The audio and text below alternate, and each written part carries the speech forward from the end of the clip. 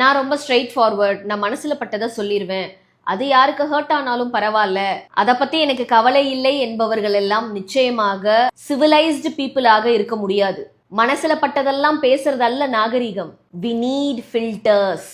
எங்க எதை பேசணும் எதை பேசக்கூடாது என்பதுதான் படிச்சவனுக்கும் படிக்காதவனுக்கும் உள்ள வித்தியாசம். எது நாகரீகம் எது அநாகரீகம் என்பதை கூட நம்மால பிரிச்சு பார்க்க தெரியலன்னா நம்மெல்லாம் படிச்சதே வேஸ்ட்.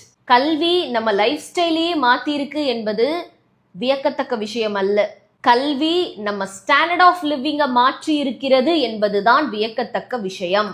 நாகரீகம் என்பது கல்வீட்டிலிருந்து கான்கிரீட் வீட்டுக்கு மாறியதும் மாட்டு வண்டியிலிருந்து சொகுசு கார்களுக்கு மாறியதும் தான் என்று நினைத்தால் நம்மை விட முட்டாள்கள் இங்கே யாரும் இல்லை.